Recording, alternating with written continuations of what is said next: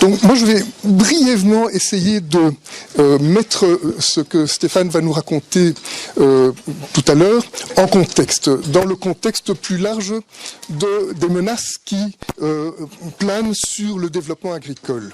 Et je vais le faire en quelques chiffres. Voilà, 2803. 2803, ça, ce sont 2803 kilocalories, c'est ce que une étude internationale extrêmement sérieuse qui a mobilisé des centaines de personnes dans les années 2000 a conclu. L'activité agricole globalement dans les années 90 produisait 2803 kilocalories par personne et par jour, soit de quoi nourrir toute la population du globe, puisque le besoin moyen d'une personne adulte est 2500 kilocalories. Alors évidemment, c'est très interpellant puisque nous avons un autre chiffre ici, 820 millions. 820 millions, c'est 820 millions de personnes sous-alimentées dans le monde. Ce sont les statistiques récentes de la FAO. Alors on pourrait s'imaginer que c'est en partie parce que la population a cru plus fort que les ressources, et c'est peut-être pas tout à fait faux. Et effectivement, quand on regarde les ressources, on voit qu'elles ont cru de manière linéaire, la population a peut-être cru de manière non linéaire, et donc les principales productions agronomiques du monde ont cru, les rendements ont cru, les rendements c'est les pointillés bleus, et la production en tonnes c'est la ligne rouge, et vous voyez que parfois ça se suit très fort, j'ai fait le calcul pour le riz, le manioc, la pomme de terre, ça grimpe toujours, mais néanmoins on est dans cette situation où plus de 800 millions de personnes dans le monde sont sous-alimentées, et sous-alimenté, c'est pas simplement une petite faim en début d'après-midi, c'est vraiment chroniquement sous-alimenté, mortalité infantile, retard de développement, mort précoce, etc. Alors, un chiffre important encore, 62%. 62%, ça, c'est la portion de la superficie agricole qui est consacrée à la production alimentaire pour l'homme. Et le reste, c'est en fait consacré à de la production de nourriture pour le bétail et bien entendu un certain nombre d'autres productions, biocarburants, fibres, etc., etc. Mais donc, on n'emploie pas toute la superficie agricole pour nourrir le monde.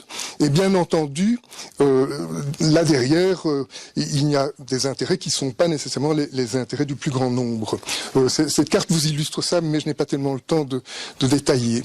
Encore un chiffre, 2,67. 2,67, ça, c'est en fait le nombre d'exploitations agricoles qui disparaissent chaque jour en Belgique, d'après les statistiques belges. Et ça, c'est valable pour des tas d'autres régions du globe. Et c'est notamment les petits cultivateurs qui ne peuvent pas faire face aux prix bas, et qui n'ont pas les capacités financières pour résister aux exigences du marché. C'est ceux-là qui s'en vont. Et ça se manifeste de diverses manières. Dans le sud, c'est la concurrence des produits dans les pays riches, et dans le nord, c'est les plus petits producteurs qui n'ont pas la capacité de rencontrer les prix ridicules qu'on leur propose. Alors, un autre chiffre, 45 centimes d'euros. 45 centimes d'euros, c'est le prix de production d'un litre de lait.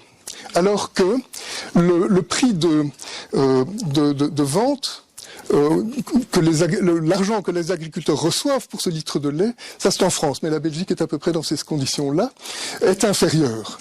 Donc vous voyez qu'à moins d'avoir de fortes capacités, eh bien, on doit mettre la clé sous le paillasson facilement. Alors qu'est-ce qu'on a encore qui est important ? 24,1 millions d'hectares. C'est quoi ce chiffre-là ? En fait, ça représente ce qui actuellement est l'objet d'un accaparement des terres. Il y a une excellente base de données qui s'appelle de Land Matrix et qui fait un inventaire mis à jour régulièrement et qui donne cette information-là. Donc en fait, dans ce problème de l'agriculture et des agriculteurs, il y a le fait que l'accès à la terre est restreint et que fréquemment la terre dont auraient pu disposer ces agriculteurs est accaparée pour des usages qui sont loin d'être ceux des usages en vue de nourrir la population. Vous voyez ici d'ailleurs la distribution de ces 24 millions d'hectares.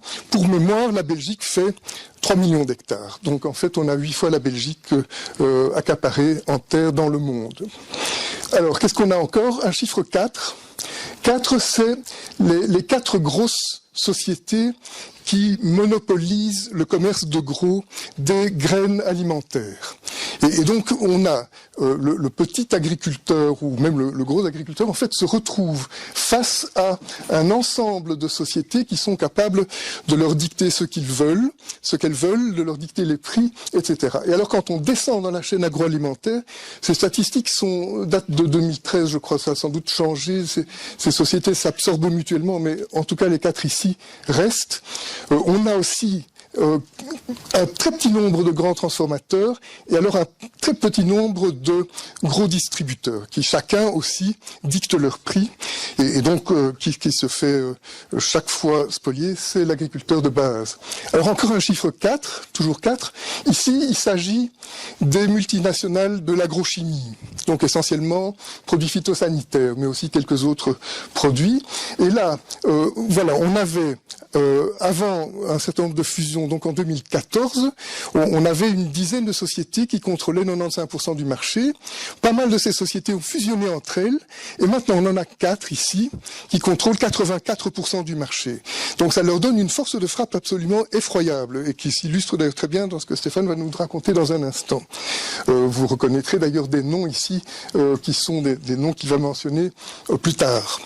Alors, donc ici, on a cette concentration, et vous verrez que ça se fait à tous les niveaux. Donc on a systématiquement une mainmise des moyens de production par le petit nombre, au détriment de à peu près tout le monde, enfin finalement tout le monde, et aussi au détriment de l'évolution du cours des choses dans la planète.